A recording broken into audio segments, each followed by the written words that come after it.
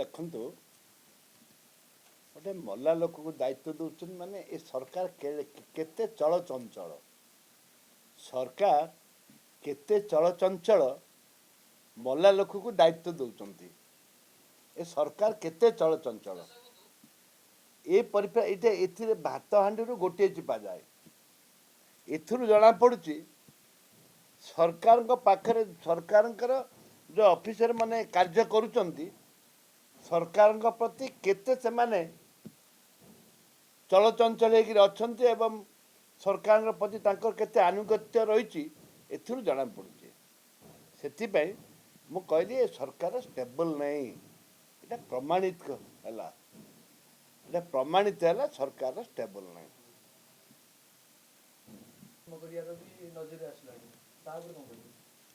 ଦେଖନ୍ତୁ ଗ୍ରାମାଞ୍ଚଳରେ ନେଟୱାର୍କ ନାହିଁ। ଗ୍ରାମାଞ୍ଚଳରେ ପ୍ରଥମ କଥା ହେଲା ନେଟୱାର୍କ ନାହିଁ। ଗାଁ ଗହଳି ଶହ ଶହ kilometre 50 kilometre 60 kilometre 30 kilometre 20 kilometre ଏ ପରିପ୍ରେକ୍ଷୀରେ ଦୌଡ଼ିକିରି ଲୋକ ଟଙ୍କା ମିଳିବା ଆଶାରେ ଲୋକ ଲାଇନ୍ ଲଗାଉଛନ୍ତି ପଲ୍ଲୀ ଅଞ୍ଚଳକୁ ଟିକେ ଟାଉନ୍ ପାଖାପାଖି ଅଞ୍ଚଳକୁ ଆସିକିରି ଟାଉନ୍କୁ ଆସିକିରି ଯେଲେ ଟାଉନ୍କୁ ଆସୁଛନ୍ତି ଖର୍ଚ୍ଚ କେତେ ରିକ୍ସା ଭଡ଼ା ଅଟୋ ଭଡ଼ା ବସ୍ ଭଡ଼ା ଦେଇକି ଲୋକ ଆସୁଛନ୍ତି ସନ୍ଧ୍ୟା ପନ୍ଦି ରହୁଛନ୍ତି ଅଥଚ ତାଙ୍କର ନେଟୱାର୍କ ଟାଉନ୍ରେ ବି ନେଟୱାର୍କ ରହୁନି। ଲୋକ ହଇରାଣ ହରକତ ମା ମାନେ ଏତେ ହଇରାଣ ହରକତ ହେଲେଣି ମାସିକାର ପିଲା ଧରିକି ଆସୁଛନ୍ତି ଇଆଡ଼େ ଗର୍ଭବତୀ ମା ମାନେ ଆସୁଛନ୍ତି ଆପଣ ଦେଖିବେ ଲାଇନ୍ ଲଗେଇଛନ୍ତି ଇଆଡ଼େ ସେଣ୍ଟରରେ ଯେଉଁଠି ରେଜିଷ୍ଟ୍ରେସନ ସେଣ୍ଟରରେ ସେଇଠି ଛୁଆ ଜନ୍ମ କଲେଣି ଲୋକ ମରିଗଲେଣି। ଏ ପରିପ୍ରେକ୍ଷୀରେ ସରକାର କି ଯୋଜନା ଦେବେ ଆମେ ଜାଣିନୁ। ସମସ୍ତଙ୍କୁ ଯୋଜନା ଦେବି ବୋଲି କହିଲେ ପ୍ରଧାନମନ୍ତ୍ରୀ ଆସି 17 ତାରିଖ ଦିନ ଟଙ୍କା ପଠାଇବେ ବୋଲି ସୁଇଚ୍ ମାରିକି ଟଙ୍କା ପଠାଇବେ ବୋଲି କହିଲେ ବର୍ତ୍ତମାନ ସୁଦ୍ଧା ରାଜ୍ୟରେ ମାତ୍ର 10 ଲକ୍ଷରୁ 12 ଲକ୍ଷ ରେଜିଷ୍ଟ୍ରେସନ ହେଇଛି। ଆପ୍ଲାଏ କରିଛନ୍ତି କେତେ କରିଛନ୍ତି ନ କରିଛନ୍ତି ମୁଁ ଜାଣିନି କିନ୍ତୁ ମୁଁ ଜାଣିବା ଭିତରେ ତାଙ୍କର ଯାହା ଡାଟା ଅଛି 10 ଲକ୍ଷରୁ 12 ଲକ୍ଷ ହେଇଛନ୍ତି।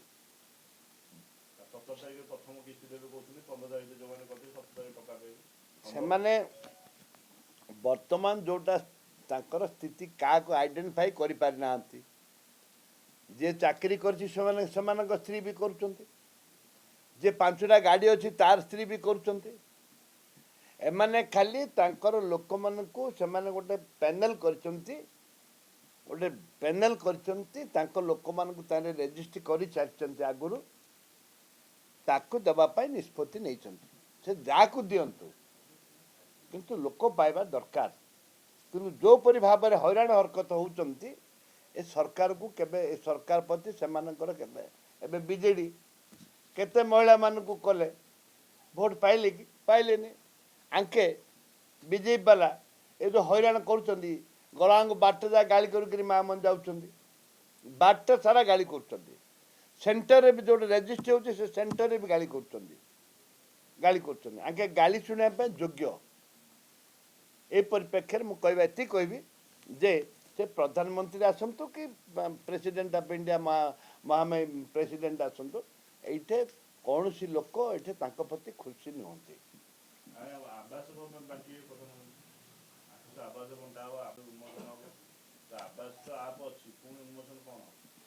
ଏଇଟା ତ ପୂର୍ବରୁ ଆପ୍ ଅଛି ଏବେ ଉନ୍ମୋଚନ କ'ଣ କରିବେ ତାଙ୍କେ ଆବାସ ଯୋଜନାର ଆପ୍ଟା ପୂର୍ବରୁ ଅଛି ଏବେ ନୂଆ ହେଇକିରି 10 ବର୍ଷ ହେଇଗଲାଣି।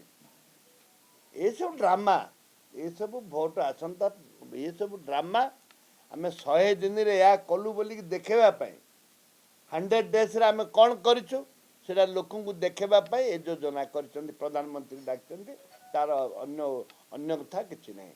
ପ୍ରଧାନମନ୍ତ୍ରୀ ଡାକିଛନ୍ତି 100 ଦିନରେ କାର୍ଯ୍ୟ ଦେଖାଇବା ପାଇଁ ଲୋକଙ୍କୁ। ପ୍ରଧାନମନ୍ତ୍ରୀ ଜାଣିଛନ୍ତି ସେ ଆପ୍ ହେଇଛି ସେ ଲୋକ ମୋ କୁଡ଼ିଆ ମୋ ପ୍ରଧାନମନ୍ତ୍ରୀ ଆବାସ ଯୋଜନା ଏ କ'ଣ ନୂଆ ବା ଇନ୍ଦିରା ଗାନ୍ଧୀଠୁ ଅଛି। ଇନ୍ଦିରା ଗାନ୍ଧୀ ଆବାସ ଯୋଜନା ଥିଲା ରାଜୀବ ଗାନ୍ଧୀଠୁ ଅଛି। ଏ କ'ଣ ନୂଆ କରୁଛନ୍ତି ନା କିଛି ଅଧିକ ପଇସା ଦେଇ ଦେଉଛନ୍ତି ସେମିତି କିଛି ନାହିଁ। ଗୋଟେ ଘର କରିବା ପାଇଁ ମିନିମମ୍ 5 ଲକ୍ଷ ଟଙ୍କା ଦରକାର। ଏମାନେ କ'ଣ ଦେଉଛନ୍ତି ସେତେବେଳେ 20,000 ଗୋଟେ ଘର ହେଇଯାଉଥିଲା, ଗୋଟେ ଆଜବେଷ୍ଟ ଘର ସେ 20,000 ହେଇଯାଉଥିଲା। ଏବେ ଗୋଟେ ଆଜବେଷ୍ଟ ଘର କରିବା ପାଇଁ ହେଲେ ଆମକୁ 5 ଲକ୍ଷ ଦରକାର, 5 ଲକ୍ଷ ଦରକାର। ସେଥିପାଇଁ ଏମାନେ ଡ୍ରାମା କରୁଛନ୍ତି, ଏ ଡ୍ରାମା ଚଳିବନି। ଠିକ ଥିଲା ତ? ମୁଖ୍ୟତଃ ମାନ୍ୟବର ପ୍ରଧାନମନ୍ତ୍ରୀ ଆସନ୍ତୁ କି ମହାମାୟୀ ରାଷ୍ଟ୍ରପତି ଆସନ୍ତୁ, ସାଧାରଣ ଜନତା ଜାଣି ସାରିଲେଣି 100 ଦିନରେ ଆଙ୍କର କୌଣସି କାର୍ଯ୍ୟ ହେଇନାହିଁ। 100 ଦିନରେ ଯେଉଁ ଜବାବ ଦେଇଥିଲେ 300 ୟୁନିଟ୍ ବିଜୁଳି ଠୁ ଆରମ୍ଭ କରି ନିଯୁକ୍ତିଠୁ ଆରମ୍ଭ କରି ବିଭିନ୍ନ କଥା ଯେଉଁ କହିଥିଲେ ଏବଂ CBI ତଦନ୍ତ କଥା କହିଥିଲେ, ଯେଉଁମାନେ ଯେଉଁମାନଙ୍କୁ ମର୍ଡ଼ର ହେଇଛି ବୋଲି କହୁଛନ୍ତି, ବିରୋଧୀରେ ଥିଲାବେଳେ ଦାବି କରୁଥିଲେ ବିଧାନସଭାରେ, CBI ତଦନ୍ତ କଥା କହୁଥିଲେ, ଆଜି ସୁଦ୍ଧା ଗୋଟିଏ ବି ସେମାନେ କାର୍ଯ୍ୟ କରିନାହାନ୍ତି 100 ଦିନ ଭିତରେ। ସେଇଥିପାଇଁ ପ୍ରଧାନମନ୍ତ୍ରୀ ଡାକୁଛନ୍ତି ହାଇ ଡ୍ରାମା ଦେଖିବା ପାଇଁ। ସେମାନେ